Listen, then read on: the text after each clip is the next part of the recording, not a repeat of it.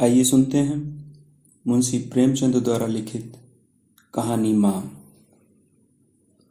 विकास कुमार की आवाज में। आज बंदी छूटकर घर आ रहा है। करुणा ने एक दिन पहले ही घर लीप पोत रखा था। इन 3 वर्षों में उसने कठिन तपस्या करके जो 10-5 रुपए जमा कर रखे थे, वह सब पति के सत्कार और स्वागत की तैयारियों में खर्च कर दिए। पति के लिए धोतियों का नया जोड़ा लाई थी, नए कुर्ते बनवाए थे। बच्चे के लिए नए कोट और टोपी की आयोजना की थी। बार बार बच्चे को गले लगाती और प्रसन्न होती। अगर इस बच्चे ने सूर्य की भांति उदय होकर उसके अंधेरे जीवन को प्रदीप्त ना कर दिया होता, तो कदाचित ठोकरों ने उसके जीवन का अंत कर दिया होता।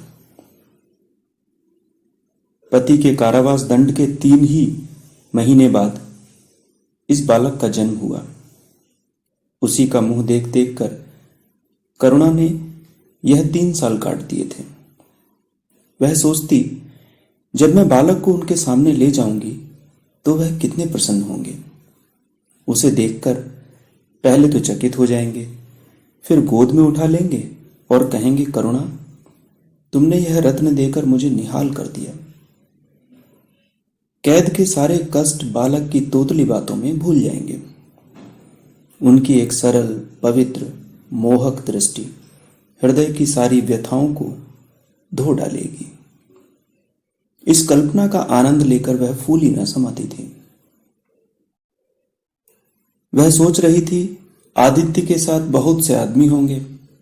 जिस समय वह द्वार पर पहुंचेंगे, जय जयकार की ध्वनि से आकाश गूंज उठेगा। वह कितना स्वर्गीय दृश्य होगा। उन आदमियों के बैठने के लिए करुणा ने एक फटा सा टाट बिछा दिया था। कुछ पान बना दिए थे और बार बार आशामय नेत्रों से द्वार की ओर ताकती थी। पति की वह सुदृढ़, उदार, तेजपूर्ण मुद्रा बार बार आंखों में फिर जाती थी। उनकी वे बातें बार बार याद आती थीं जो चलते समय उनके मुख से निकलती थी। उनका वह धैर्य, वह आत्मबल जो पुलिस के प्रहारों के सामने भी अटल रहा था। वह मुस्कुराहट जो उस समय भी उनके अधरों पर खेल रही थी। वह आत्म अभिमान जो उस समय भी उनके मुख से टपक रहा था, क्या करुणा के हृदय में कभी विस्मृत हो सकता था? उसका स्मरण आते ही करुणा के निस्तेज मुख पर आत्मगौरव की लालिमा छा गई। यही वह अवलंब था जिसने 3 वर्षों की घोर यातनाओं में भी उसके हृदय को आश्वासन दिया था। कितनी ही रातें फाकों से गुजरी, बहुधा घर में दीपक जलने की नौबत भी ना आती थी, पर दीनता के आंसू कभी उसकी आंखों से ना गिरे।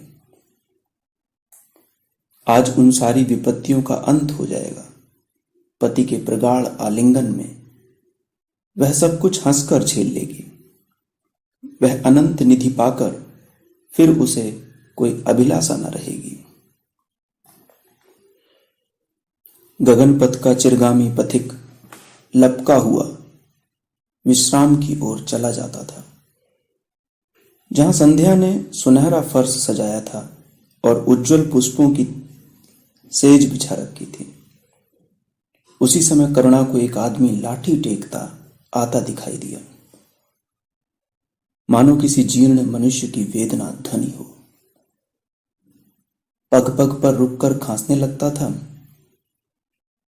उसका सिर झुका हुआ था। करुणा उसका चेहरा न देख सकती थी, लेकिन चाल ढाल से कोई बूढ़ा व्यक्ति मालूम होता था। पर एक क्षण में जब वह समीप आ गया तो करुणा पहचान गई, वह उसका प्यारा पति ही था। किंतु शोक, उसकी सूरत कितनी बदल गई थी। वह जवानी, वह तेज, वह चपलता, वह सुगठन, वह प्रस्थान कर चुका था। केवल हड्डियों का एक ढांचा रह गया था। ना कोई संगी, ना साथी, ना यार, ना दोस्त। करुणा उसे पहचानते ही बाहर निकल आई, पर आलिंगन की कामना हृदय में दबकर रह गई। सारे मंसूबे धूल में मिल गए। सारा मनोल्लास आंसुओं के प्रवाह में बह गया, विलीन हो गया। आदित्य ने घर में कदम रखते ही मुस्कुराकर करुणा को देखा, पर उस मुस्कान में वेदना का एक संसार भरा हुआ था।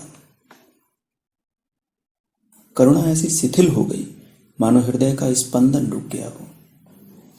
वह फटी हुई आंखों से स्वामी की ओर टकटकी बांधे खड़ी थी, मानो उसे अपनी आंखों पर अब भी विश्वास न आता हो। स्वागत या दुख का एक शब्द भी उसके मुंह से न निकला। बालक भी गोद में बैठा हुआ सहमी आंखों से इस कंकाल को देख रहा था और माता की गोद में चिपटा जाता था। आखिर उसने कातर स्वर में कहा, यह तुम्हारी क्या दशा है? बिल्कुल पहचाने नहीं जाते।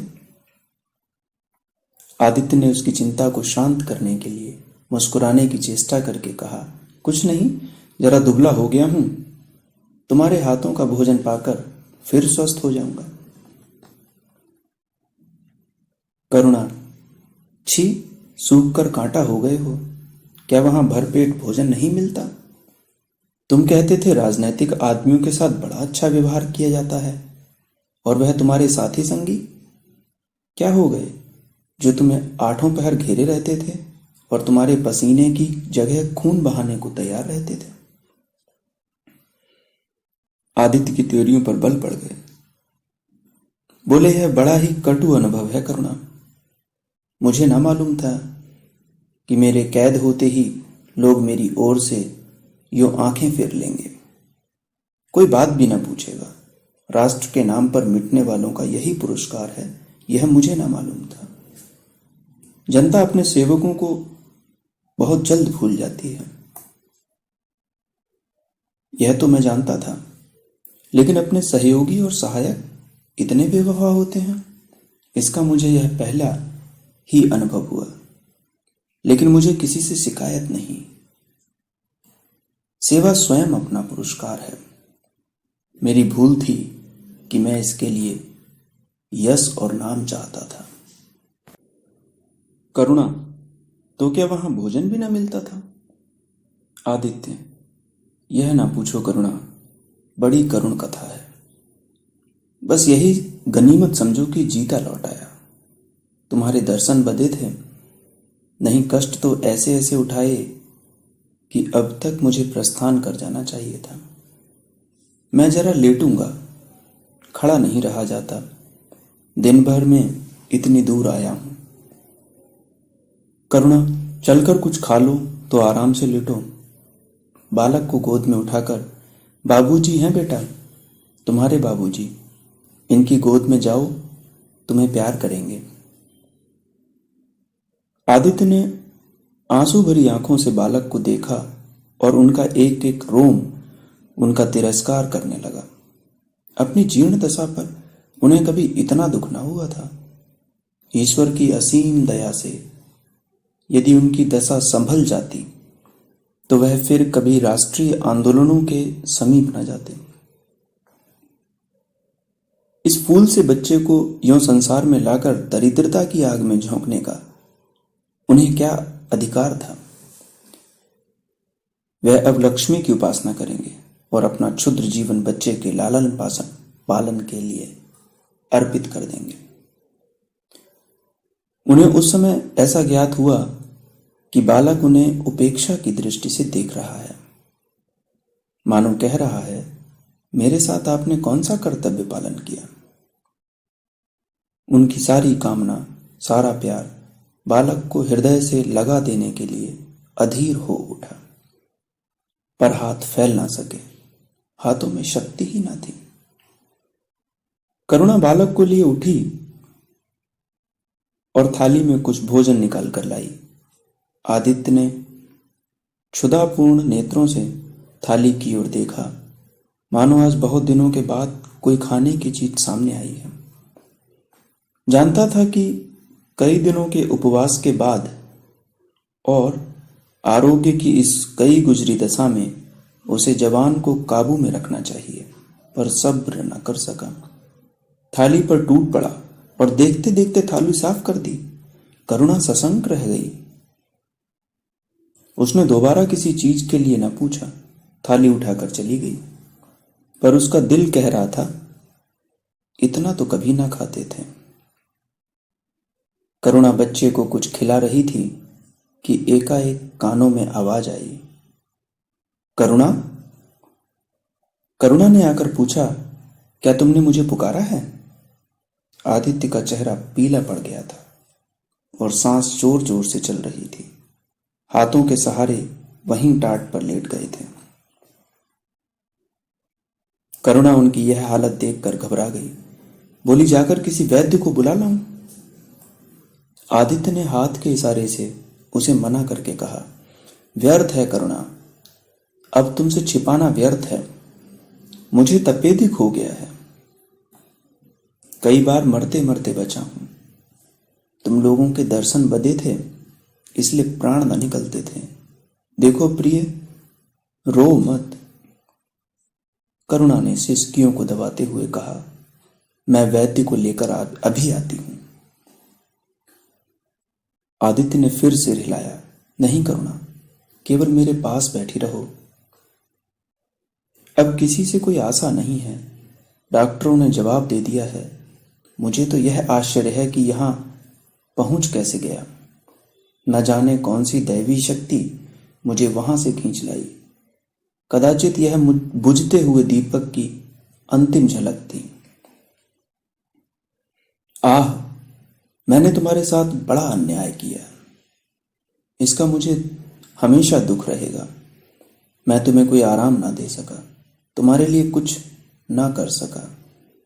केवल सुहाग का दाग लगाकर और एक बालक के पालन का भार छोड़कर चला जा रहा हूं।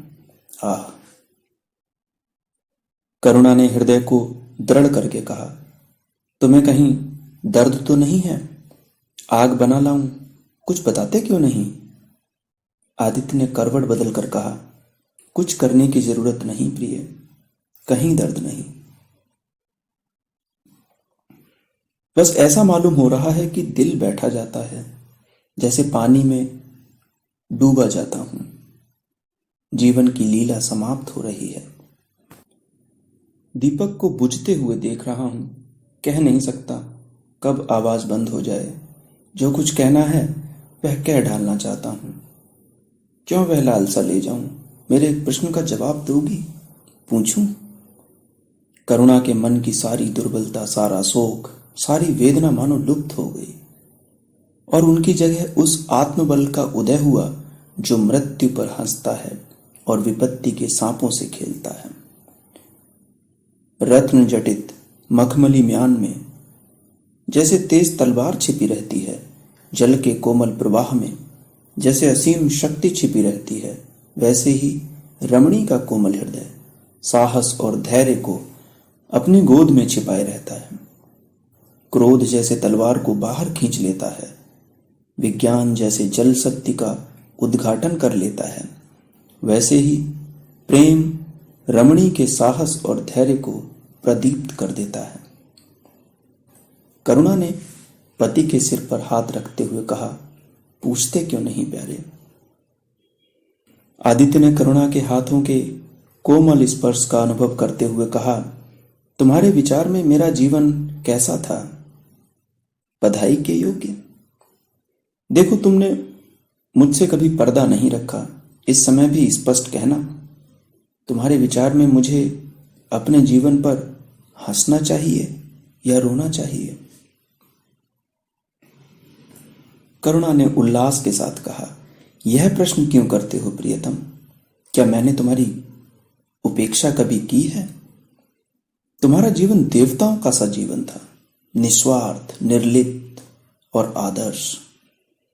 विघ्न बाधाओं से तंग आकर मैंने तुम्हें कितनी ही बार संसार की ओर खींचने की चेष्टा की है, पर उस समय भी मैं मन में जानती थी कि मैं तुम्हें ऊंचे आसन से गिरा रही हूं। अगर तुम माया मोह में फंसे होते तो कदाचित मेरे मन को अधिक संतोष होता, लेकिन मेरी आत्मा को वह गर्व और उल्लास न होता जो इस समय हो रहा है। मैं अगर किसी को बड़े से बड़ा आशीर्वाद दे सकती हूं तो वह यही होगा कि उसका जीवन तुम्हारे जैसा हो। यह कहते कहते करुणा का आभाहीन मुखमंडल ज्योतिर्मय हो गया, मानो उसकी आत्मा दिव्य हो गई हो। आदित्य ने सगर्व नेत्रों से करुणा को देखकर कहा, बस अब मुझे संतोष हो गया। करुणा, इस बच्चे की ओर मुझे अब कोई शंका नहीं। मैं उसे इससे अधिक कुशल हाथों में नहीं छोड़ सकता। मुझे विश्वास है कि जीवन का यह ऊंचा और पवित्र आदर्श सदैव तुम्हारे सामने रहेगा। अब मैं मरने को तैयार हूं। 7 वर्ष बीत गए। बालक प्रकाश अब 10 साल का रूपवान, बलिष्ठ, प्रसन्न मुख कुमार था।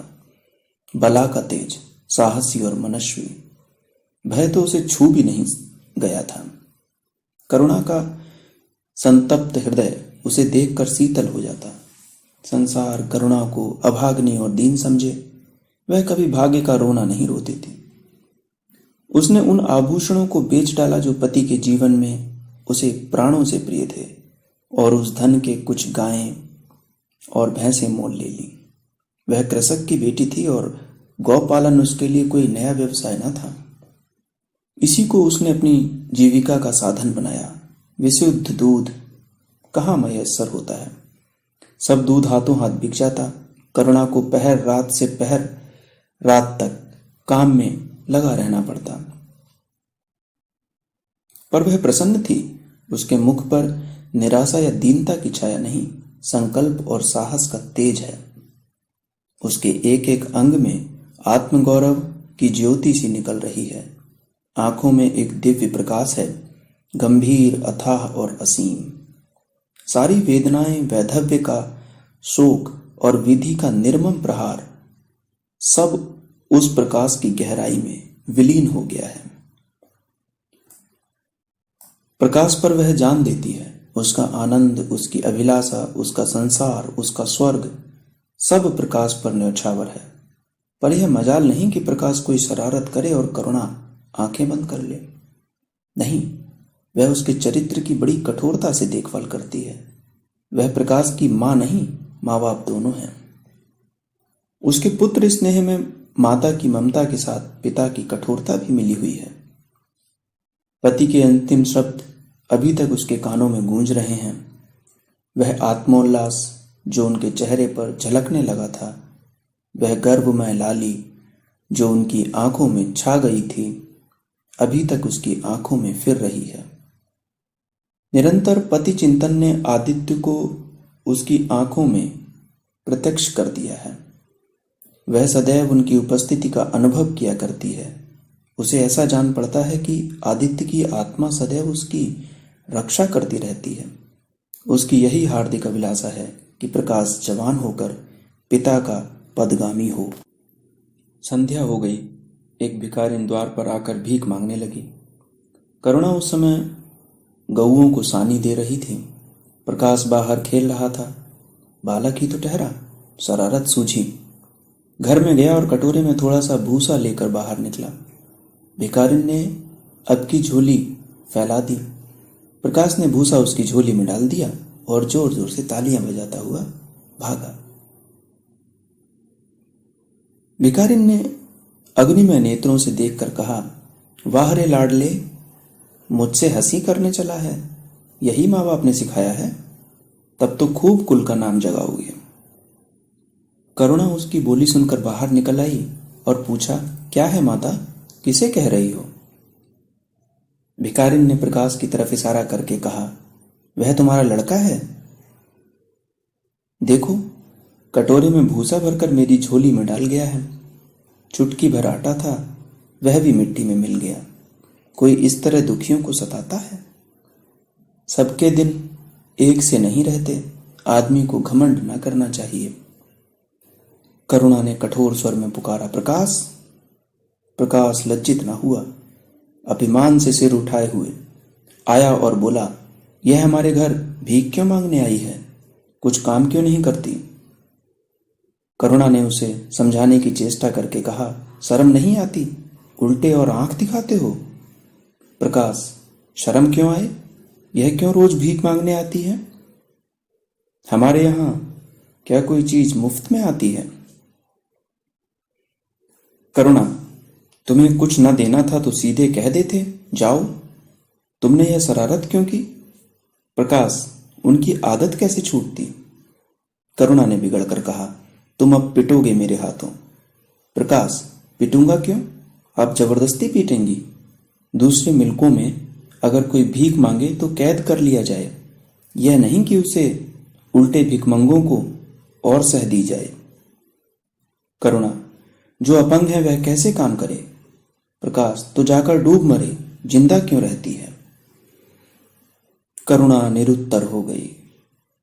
बुढ़िया को तो उसने आटा दाल देकर विदा किया, किंतु प्रकाश का कुतर्क उसके हृदय में फोड़े के समान टीसता रहा। उसने यह धृष्टता, यह अभिनय कहाँ सीखी? रात को भी उसे बार बार यही ख्याल सताता रहा। आधी रात के समीप एकाएक प्रकाश की नींद टूटी। लालटेन जल रही है और करुणा बैठी रो रही है। उठ बैठा और बोला, अम्मा, अभी तुम सोई नहीं? करुणा ने मुंह फेर कर कहा, नींद नहीं आई। तुम कैसे जाग गए? प्यास तो नहीं लगी है? प्रकाश, नहीं अम्मा, न जाने क्यों आंख खुल गई। मुझसे आज बड़ा अपराध हुआ अम्मा। करुणा ने उसके मुख की ओर स्नेह के नेत्रों से देखा। प्रकाश, मैंने आज बुढ़िया के साथ बड़ी नटखट की, मुझे क्षमा करो, फिर कभी ऐसी शरारत ना करूंगा। यह कहकर रोने लगा। करुणा ने स्नेहार्द होकर उसे गले लगा लिया और उसके कपोलों का चुंबन करके बोली, बेटा, मुझे खुश करने के लिए यह कह रहे हो या तुम्हारे मन में सचमुच पछतावा हो रहा है? प्रकाश ने सिसकते हुए कहा, नहीं अम्मा, मुझे दिल से अफसोस हो रहा है। अब कि वह बुढ़िया आएगी तो मैं उसे खूब बहुत से पैसे दूंगा। करुणा का हृदय मतवाला हो गया। ऐसा जान पड़ा आदित्य सामने खड़े बच्चे को आशीर्वाद दे रहे हैं और कह रहे हैं, करुणा, शोभ मत कर, प्रकाश अपने पिता का नाम रोशन करेगा, तेरी संपूर्ण कामनाएं पूरी हो जाएंगी। लेकिन प्रकाश के कर्म और वचन में मेल न था और दिनों के साथ उसके चरित्र का अंग प्रत्यक्ष होता जाता था। जहीन था ही, विश्वविद्यालय से उसे वजीफे मिलते थे।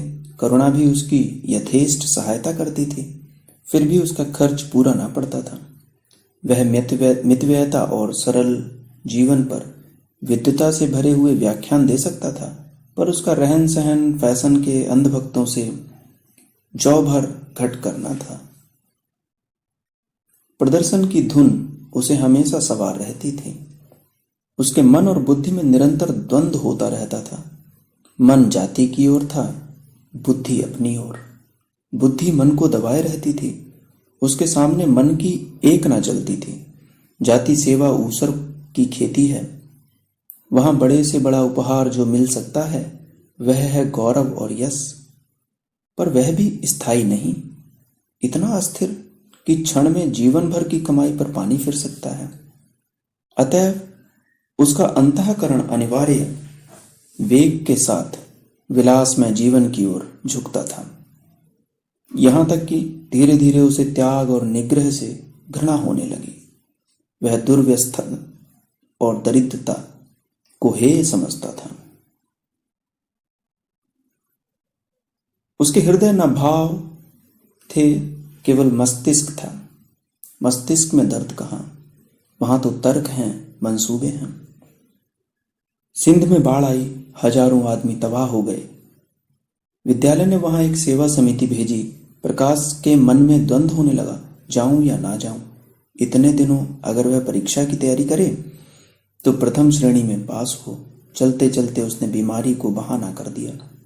करुणा ने लिखा, तुम सिंध ना गए, इसका मुझे दुख है। तुम बीमार रहते हुए भी वहां जा सकते थे। समिति में चिकित्सक भी तो थे।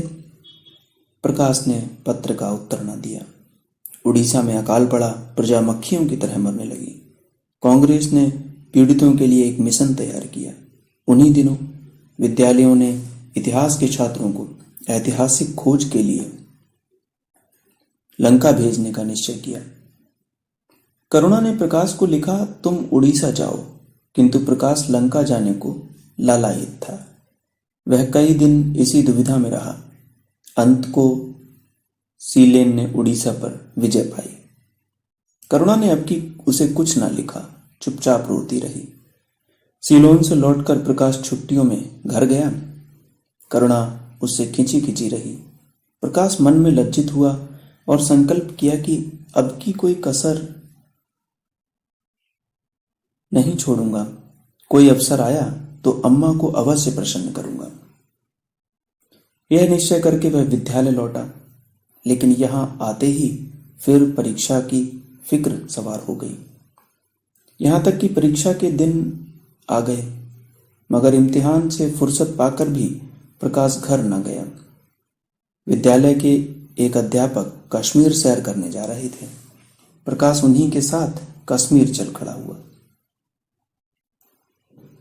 जब परीक्षा फल निकला और प्रकाश प्रथम आया, तब उसे घर की याद आई।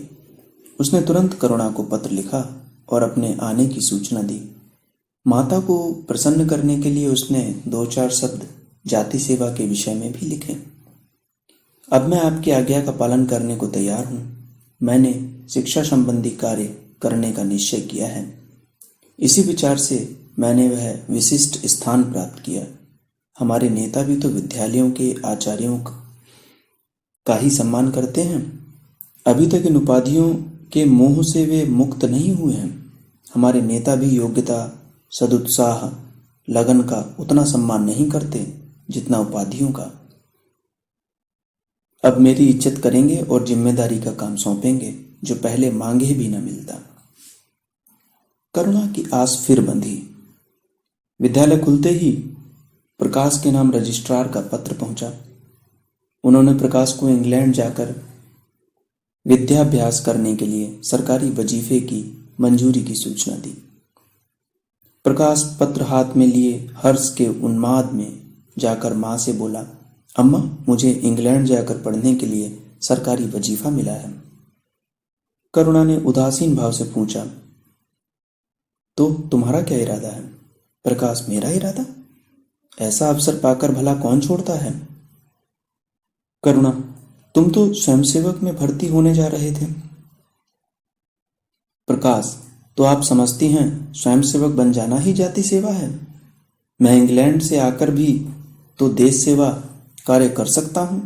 और अम्मा, सच पूछो तो एक मजिस्ट्रेट अपने देश का जितना उपकार कर सकता है, उतना 1000 स्वयंसेवक मिलकर भी नहीं कर सकते। मैं तो सिविल सर्विस की परीक्षा में बैठूंगा और मुझे विश्वास है कि सफल हो जाऊंगा। करुणा ने चकित होकर पूछा, तो क्या तुम मजिस्ट्रेट हो जाओगे? प्रकाश, सेवा भाव रखने वाला एक मजिस्ट्रेट कांग्रेस के 1000 सभापतियों से ज्यादा उपकार कर सकता है।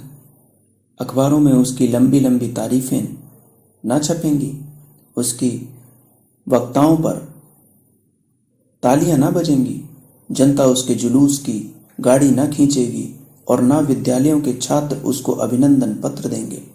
पर सच्ची सेवा मजिस्ट्रेट ही कर सकता है।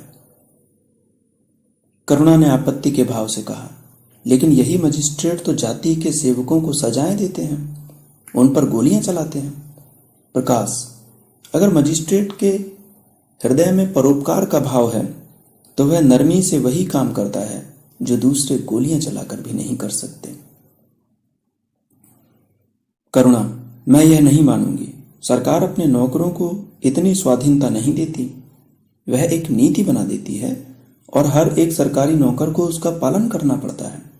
सरकार की पहली नीति यह है कि वह दिन दिन अधिक संगठित और दृढ़ हो। इसके लिए स्वाधीनता के भावों का दमन करना जरूरी है। अगर कोई मजिस्ट्रेट इस नीति के विरुद्ध काम करता है तो वह मजिस्ट्रेट ना रहेगा, वह हिंदुस्तानी था जिसने तुम्हारे बाबूजी को जरा सी बात पर 3 साल की सजा दे दी। इसी सजा ने उनके प्राण ले लिए बेटा। मेरी इतनी बात मानो, सरकारी पदों पर ना गिरो। मुझे यह मंजूर है कि तुम मोटा खाकर और मोटा पहनकर देश की कुछ सेवा करो। इसके बदले कि तुम हाकिम बन जाओ और शान से जीवन बिताओ। यह समझ लो कि जिस दिन तुम हाकिम की कुर्सी पर बैठोगे, उस दिन ही तुम्हारा दिमाग हाकिमों सा हो जाएगा। तुम यही चाहोगे कि अफसरों में तुम्हारी नेकनामी और तरक्की हो। एक गंवारो मिसाल लो। लड़के जब तक मैके में कुंवारी रहती है, वह अपने को उसी घर की समझती है, लेकिन जिस दिन ससुराल चली जाती है, वह अपने घर को दूसरों का घर समझने लगती है। माँ बाप, भाई, बंद सब वही रहते हैं, लेकिन वह घर अपना नहीं रहता। यही दुनिया का दस्तूर है। प्रकाश ने खींचकर कहा, तो क्या आप यही चाहती हैं कि मैं जिंदगी भर चारों तरफ ठोकरें खाता रहूं? करुणा कठोर नेत्रों से देखकर बोली, अगर ठोकर खाकर आत्मा स्वाधीन रह सकती है तो मैं कहूंगी ठोकर खाना अच्छा है। प्रकाश ने निश्चयात्मक भाव से पूछा, तो आपकी यही इच्छा है? करुणा ने उसी स्वर में उत्तर दिया, हाँ, मेरी यही इच्छा है। प्रकाश ने कुछ जवाब न दिया, उठकर बाहर चला गया और तुरंत रजिस्ट्रार को इनकारी पत्र लिख दिया। मगर उसी क्षण से मानो उसके सिर पर विपत्ति ने आसन जमा लिया। विरक्त और विमन अपने कमरे में पड़ा रहता, ना कहीं घूमने जाता, ना किसी से मिलता, मुंह लटकाए भीतर आता और फिर बाहर चला जाता। यहां तक महीना गुजर गया। न चेहरे पर वह लाली रही, न ओज। आंखें अनाथों के मुख सी याचना से भरी हुई। ओठ हंसना भूल गए, मानो उस इनकारी पत्र के साथ उसकी सारी सजीवता और चपलता, सारी सरलता विदा हो गई। करुणा उसके मनोभाव समझती थी और उसके शोक को भुलाने की चेष्टा करती थी, पर रूठे देवता प्रसन्न न होते थे। आखिर एक दिन उसने प्रकाश से कहा, बेटा, अगर तुमने विलायत जाने की ठान ही ली है तो चले जाओ, मना ना करूंगी। मुझे खेद है कि मैंने तुम्हें रोका। अगर मैं जानती कि तुम्हें इतनी आघात पहुंचेगा तो कभी न रोकती। मैंने तो केवल इस विचार से रोका था कि तुम्हें जाति सेवा में मग्न देखकर तुम्हारे बाबूजी की आत्मा प्रसन्न होगी। उन्होंने चलते समय यही वसीयत की थी। प्रकाश ने रुखाई से जवाब दिया, अब क्या जाऊंगा, इनकारी खत लिख चुका। मेरे लिए कोई अब बैठा थोड़ी हुआ। कोई दूसरा लड़का चुन लिया होगा, और फिर करना ही क्या है। जब आपकी मर्जी है कि गांव गांव की खाक छानता फिरूं, तो वही सही। करुणा का गर्व चूर चूर हो गया। इस अनुमति से उसने बाधा का काम लेना चाहा था, पर सफल ना हुई। बोली, अभी कोई ना चुना गया होगा, लिख दो, मैं जाने को तैयार हूं। प्रकाश ने झुंझलाकर कहा, अब कुछ नहीं हो सकता। लोग हंसी उड़ाएंगे। मैंने तय कर लिया है कि जीवन को आपकी इच्छा के अनुकूल बनाऊंगा। करुणा, तुमने अगर शुद्ध मन से यह इरादा किया होता तो यूं ना रहते। तुम मुझसे सत्याग्रह कर रहे हो। मन को दबाकर, मुझे अपनी राह का कांटा समझकर तुमने मेरी इच्छा पूरी की है। तो क्या? मैं तो सब जानती कि तुम्हारे मन में आप सेवा का भाव उत्पन्न होता। तुम आज ही रजिस्ट्रार साहब को खत लिख दो। प्रकाश, अब मैं नहीं लिख सकता। तो इसी शोक में तने बैठे रहोगे? लाचारी है। करुणा ने और कुछ ना कहा। जरा देर में प्रकाश ने देखा कि वह कहीं जा रही है, मगर वह कुछ बोला नहीं। करुणा के लिए बाहर जाना आना कोई असाधारण बात ना थी। लेकिन जब संध्या हो गई और करुणा ना आई तो प्रकाश को चिंता होने लगी। अम्मा कहाँ गई? यह प्रश्न बार बार उसके मन में उठने लगा। प्रकाश सारी रात द्वार पर बैठा रहा। भांति भांति की शंकाएं मन में उठने लगीं। उसे अब याद आया, चलते समय करुणा कितनी उदास थी, उसकी आंखें कितनी लाल थीं। यह बातें प्रकाश को उस समय क्यों न नजर आईं? वह क्यों स्वार्थ में अंधा हो गया था? हाँ, अब प्रकाश को याद आया, माता ने साफ सुथरे कपड़े पहने थे, उनके हाथ में छतरी भी थी। तो क्या वह कहीं बहुत दूर गई हैं? किससे पूछें? अनिष्ट के भय से प्रकाश रोने लगा। श्रावण की अंधेरी भयानक रात थी। आकाश में श्याम मेघमालाएं भीषण स्वप्न की भांति छाई हुई थीं। प्रकाश रह रहकर आकाश की ओर देखता था, मानो करुणा उन्हीं मेघमालाओं में छिपी बैठी हो। उसने निश्चय किया, सवेरा होते ही मां को खोजूंगा। और अगर किसी ने द्वार खटखटाया। प्रकाश ने दौड़कर खोला तो देखा करुणा खड़ी है। उसका मुखमंडल इतना खोया हुआ, इतना करुण था, जैसे आज ही उसका सोहाग उठ गया है, जैसे संसार में अब उसके लिए कुछ नहीं रहा, जैसे वह नदी के किनारे खड़ी अपनी लदी हुई नाव को डूबते देख रही है और कुछ ना कर सकती। प्रकाश ने अधीर होकर पूछा, अम्मा कहाँ चली गई थी? बहुत देर लगाई।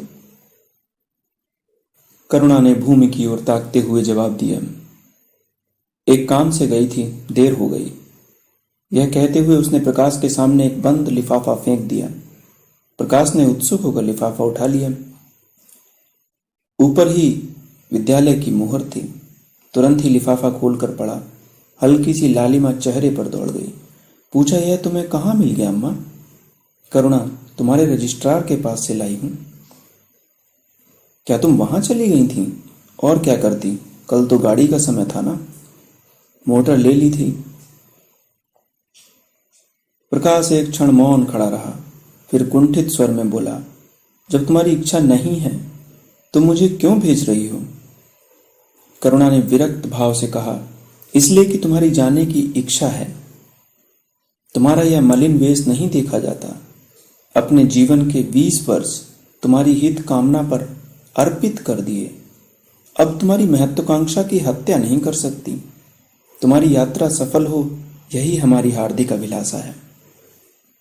करुणा का कंठ रूंध गया और कुछ ना कह सकी। प्रकाश उसी दिन से यात्रा की तैयारियां करने लगा। करुणा के पास जो कुछ था वह सब खर्च हो गया। कुछ ऋण भी लेना पड़ा। नए सूट बने, सूटकेस लिए गए। प्रकाश अपनी धुन में मस्त था। कभी किसी चीज की फरमाइश लेकर आता, कभी किसी चीज की। करुणा इस एक सप्ताह में इतनी दुर्बल हो गई।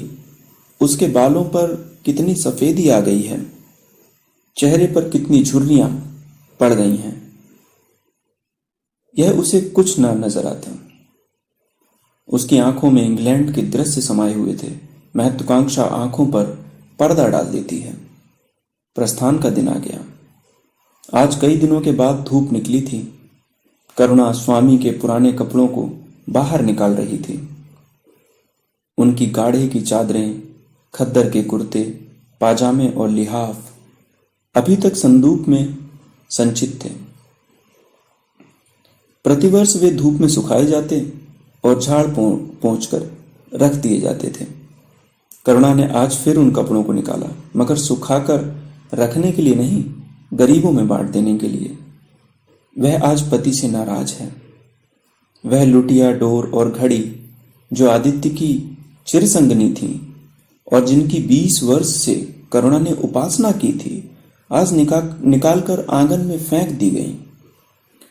वह झोली जो बरसों आदित्य के कंधों पर आरूढ़ रह चुकी थी, आज कूड़े में डाल दी गई। वह चित्र जिसके सामने 20 वर्ष से करुणा सिर झुकाती थी, आज वही निर्दयता से भूमि पर डाल दिया गया। पति का कोई स्मृति चिन्ह अब वह अपने घर नहीं रखना चाहती थी। उसका अंतःकरण शोक और निराशा से विदीर्ण हो गया है और पति के सिवा वह किस पर क्रोध उतारे? कौन उसका अपना है? वह किससे अपनी व्यथा कहे, किसे अपनी छाती चीर कर दिखाए?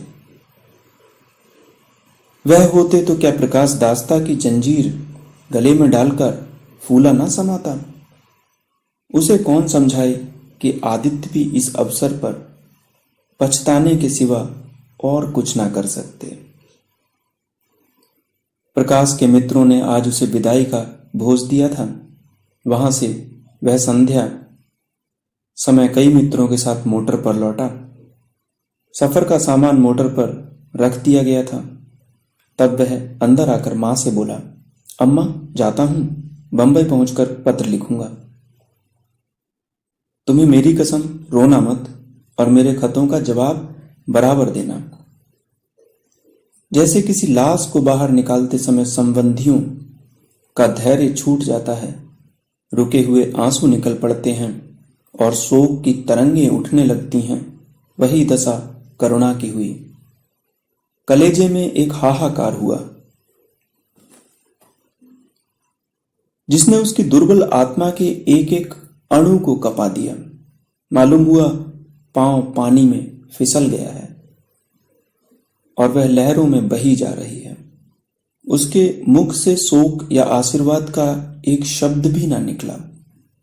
प्रकाश ने उसके चरण छुए, अश्रु जल से माता के चरणों को पखारा, फिर बाहर चला गया। करुणा पाषाण मूर्ति की भांति खड़ी थी। सहसा ग्वाले ने आकर कहा, बहू जी भैया चले गए, बहुत रोते थे। तब करुणा की समाधि टूटी। देखा सामने कोई नहीं है। घर में मृत्यु का सा सन्नाटा छाया हुआ है और मानो हृदय की गति बंद हो गई है। सहसा करुणा की दृष्टि ऊपर उठ गई। उसने देखा कि आदित्य अपनी गोद में प्रकाश की निर्जीव देह लिए खड़े हो रहे हैं। करुणा पछाड़ खाकर गिर पड़ी। करुणा जीवित थी, पर संसार से उसका कोई नाता ना था। उसका छोटा सा संसार, जिसे उसने अपनी कल्पनाओं के हृदय में रचा था, स्वप्न की भांति अनंत में विलीन हो गया था। जिस प्रकाश को सामने देखकर वह जीवन की अंधेरी रात में भी हृदय में आशाओं की संपत्ति लिए जी रही थी, वह बुझ गया और संपत्ति लुट गई। अब ना कोई आश्रय था और ना उसकी जरूरत। जिन गऊओं को वह दोनों वक्त अपने हाथों से दाना चारा देती थी और सहलाती थी, वे अब खूंटे पर बंधी निराश नेत्रों से द्वार की ओर ताकती रहती थीं। बछड़ों को गले लगाकर पुचकारने वाला अब कोई न था। किसके लिए दूध दुहे, मस्का निकाले, खाने वाला कौन था? करुणा ने अपने छोटे से संसार को अपने ही अंदर समेट लिया था, किंतु एक ही सप्ताह में करुणा के जीवन ने फिर रंग बदला। उसका छोटा सा संसार फैलते फैलते विश्वव्यापी हो गया। जिस लंगर ने नौका को तट से एक केंद्र पर बांध रखा था, वह उखड़ गया। अब नौका सागर के अशेष विस्तार में भ्रमण करेगी, चाहे वह उद्दाम तरंगों के वक्ष में ही क्यों ना विलीन हो जाए। करुणा द्वार पर आ बैठती और मोहल्ले भर के लड़कों को जमा करके दूध पिलाती। दोपहर तक मक्खन निकालती और मक्खन मोहल्ले के लड़के खाते। फिर भांति भांति के पकवान बनाती और कुत्तों को खिलाती। अब यही उसका नित्य का नियम हो गया। चिड़ियां, कुत्ते, बिल्लियां, आटा लेकर चींटियां सब अपने हो गए। प्रेम का वह द्वार अब किसी के लिए बंद न था। उस अंगुल भर जगह में जो प्रकाश के लिए भी काफी न थी, अब समस्त संसार समा गया था। एक दिन प्रकाश का पत्र आया। करुणा ने उसे उठाकर फेंक दिया। फिर थोड़ी देर के बाद उसे उठाकर फाड़ डाला और चिड़ियों को दाना चुगाने लगी। मगर जब निशा योगिनी ने अपनी धूनी जलाई और वेदनाएं उसके वरदान मांगने के लिए विकल होकर चली, तो करुणा की मनोवेदना भी सजग हो उठी।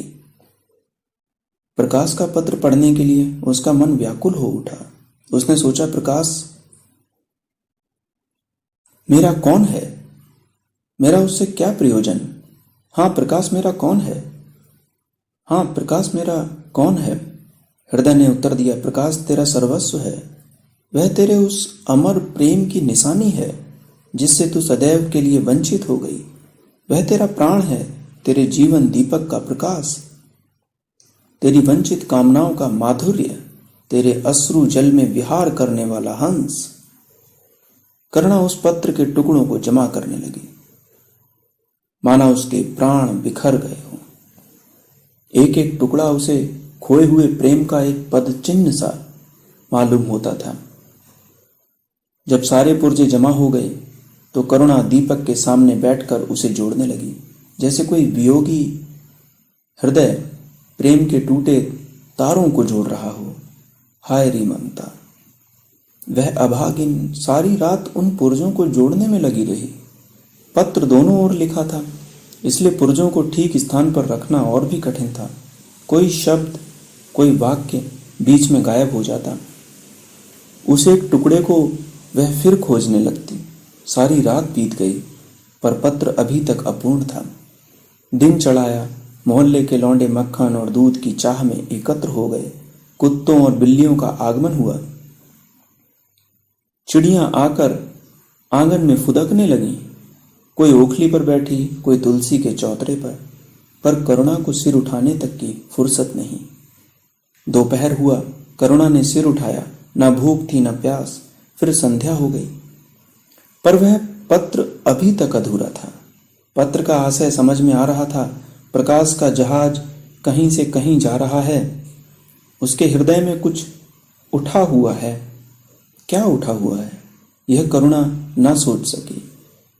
करुणा पुत्र की लेखनी से निकले हुए एक एक शब्द को पढ़ना और उसे हृदय पर अंकित कर लेना चाहती थी। इस भांति 3 दिन गुजर गए। संध्या हो गई। 3 दिन की जागी आंखें जरा झपक गईं। करुणा ने देखा एक लंबा चौड़ा कमरा है। उसमें मेजें और कुर्सियां लगी हुई हैं। बीच में ऊंचे मंच पर कोई आदमी बैठा हुआ है। करुणा ने ध्यान से देखा, प्रकाश था। एक क्षण में एक कैदी उसके सामने लाया गया। उसके हाथ पांव में जंजीर थी, कमर झुकी हुई। यह आदित्य थे। करुणा की आंखें खुल गईं, आंसू बहने लगे। उसने पत्र के टुकड़ों को फिर समेट लिया और उसे जलाकर राख कर डाला। राख की एक चुटकी के सिवा वहां कुछ न रहा जो इसके हृदय में विदीर्ण किए डालती थी। इसी एक चुटकी राख में उसका बुढ़ियों वाला बचपन, उसका संतप्त यौवन और उसका तृष्णामय वैधव्य सब समा गया। प्रातःकाल लोगों ने देखा पंछी पिंजड़े से उड़ चुका था। आदित्य का चित्र अब भी उसके शून्य हृदय से चिपटा हुआ था। भग्न हृदय पति की स्नेह स्मृति में विश्राम कर रहा था और प्रकाश का जहाज यूरोप चला जा रहा था।